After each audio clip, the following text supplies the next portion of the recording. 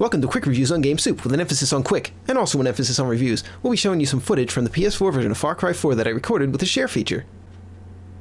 Far Cry 4 is an open-world first-person shooter-adventure game with stealth elements.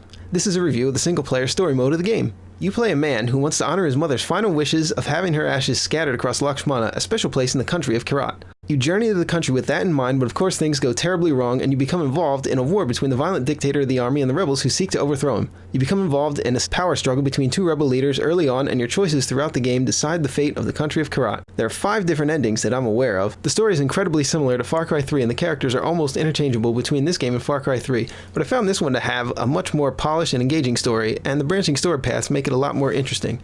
It's a B-. Far Cry 4 has some of the most realistic graphics I've seen in a game. The scenery can even look photographic at times. The water and fire also look excellent in this game. We aren't quite at photorealism in realistic games, but the characters in this game are about as realistic as they get in modern games.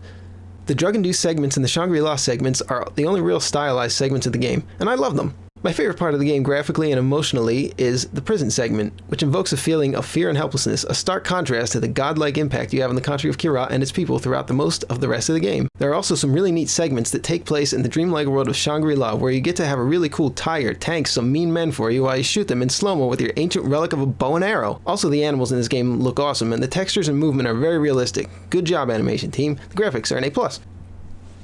The sound effects in this game are well done, and the music is fitting, but not particularly memorable in most cases. I like the sequence of tracks they chose for the part of the game leading to the final encounter. Also, the voice acting is well delivered. Although the radio segments can get repetitive, the radio DJ, Robbie Ray Rana, turned out to be one of my favorite characters in the game. It's an A. I played it on the PS4, and the basic controls are overall really great. I like the auto-aiming because I'm not that good at first-person shooting games. I don't play them that often. I'm not a huge fan of the driving controls in this game, but luckily there's an option to change it to a more standard control scheme in the options. There are a few times during the stealth sections of the game where I accidentally slashed my knife instead of initiating a takedown, and a few other times where I jumped onto the wrong ledge, as well as other hiccups, which all got me spotted. I'm not sure what else can be done to fix these aspects, but they're the most frustrating things to control in the game. Overall, it controls very well, however, and it's a B+.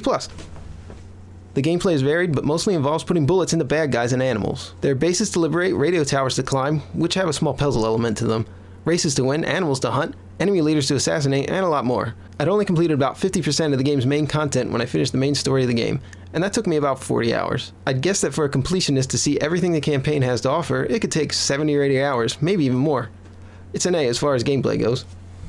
There's so many side quests and new locations to discover, it's almost impossible to put Far Cry 4 down sometimes. Or, you can just explore the country without any direction at all. I spent a lot of time just driving around looking for trouble. One time I was trying to sneak through an enemy base and I threw a bait inside. I saw a bear running and thought it was after me, so I panicked and shot it with my flamethrower. It turns out that its target was a guard behind the wall I was hiding near, and it approached one of the guards. One of them yelled, "Bear!" and then I heard another one yell, "It's on fire!" So I inadvertently sent a flaming bear at those 2 guys.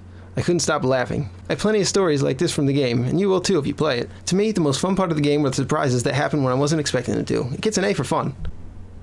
Overall, Far Cry 4 is in my opinion the best game in the series. It doesn't deviate from the formula of Far Cry 3 very much at all, and that isn't a bad thing. It's more polished, and it's more of a good game. GameSoup gives Far Cry 4 a solid A. If you're a fan of open world adventures, FPS games, and stealth, you would have a lot of fun with Far Cry 4. Thanks for watching Quick Reviews on GameSoup.